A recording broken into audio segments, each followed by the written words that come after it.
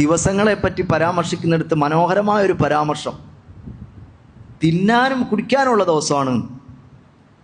മാത്രമല്ല അതിൻ്റെ ബാക്കിയുണ്ട്, വദിക്രിൻ ലില്ലാഹി അസ്സ വജൽ, അല്ലാഹു റബ്ബുൽ ആലമീനെ കുറിച്ച് പ്രത്യേകമായി ഓർക്കേണ്ടുന്ന ദിവസം കൂടിയാണ് അയ്യാമു തശ്രീഖിൻ്റെ ദിവസം.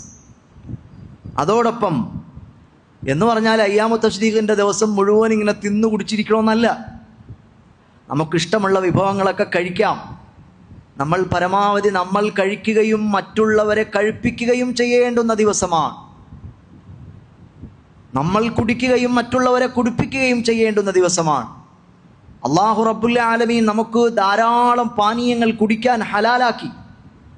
അതുകൊണ്ട് തന്നെ ഇന്ന് ലോകത്ത് തന്നെ ഫുഡ് മാർക്കറ്റ്, അതായത് ഭക്ഷണ മാർക്കറ്റ് എന്ന് പറഞ്ഞാൽ അത് വേറെ യൂറോപ്പിൽ കാണില്ല, വേറെ ഒരു രാജ്യങ്ങളിലും കാണില്ല. അറബ് രാജ്യങ്ങളിലും അറബി രാജ്യങ്ങളിലെ സ്ട്രീറ്റുകളിലും കാണുന്ന ഫുഡ് സ്ട്രീറ്റുകൾ പോലെ ലോകത്ത് നിങ്ങൾക്ക് ഒരു യൂറോപ്പിലോ എവിടെ പോയാലും നിങ്ങൾക്ക് ഭക്ഷണങ്ങളുടെ മാർക്കറ്റ് കാണില്ല. കാരണം അല്ലാഹു തആല അവർക്ക് ഭക്ഷണം ഹലാലാക്കി, കള്ള് പോലത്തെ തോന്നിവാസങ്ങൾ ഹറാമാക്കി. പലപ്പോഴും ഇന്നും യൂറോപ്പിൻ്റെ ആഘോഷ സമവാക്യങ്ങൾ എങ്ങനെയാണ്? കള്ളു കുടിക്കുക, അതില്ലാത്തൊരാഘോഷമില്ല.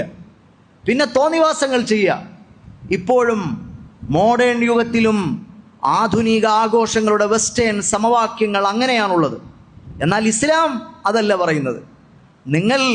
നിങ്ങൾക്കിഷ്ടമുള്ള വിഭവങ്ങൾ, നമ്മൾ ധാരാളമായി നിങ്ങൾക്ക് ഹലാലാക്കി തന്നിട്ടുള്ള വിഭവങ്ങളുണ്ട്. അത് നിങ്ങൾ എത്ര വേണമെങ്കിലും കുടിക്കുകയും കഴിക്കുകയും ഒക്കെ ചെയ്യാം.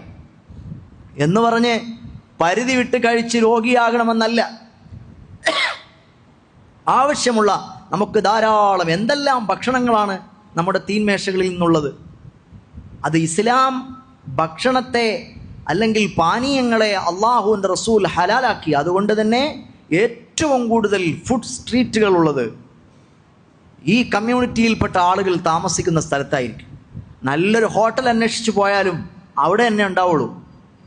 അത് ഇസ്ലാം ഈ നല്ല ഭക്ഷണം കഴിക്കുക, തെറ്റായ പാനീയങ്ങൾ ഒഴിവാക്കുക എന്ന സന്ദേശം പഠിപ്പിച്ചതുകൊണ്ടാണ്.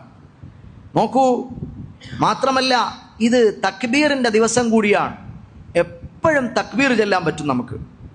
വദ്കുറുല്ലാഹ ഫീ അയ്യാമിൻ മഅദൂദാത്ത്, വിശുദ്ധ ഖുർആനിൽ സൂറത്തുൽ ബഖറയിലെ ഒരു പരാമർശമാണ്.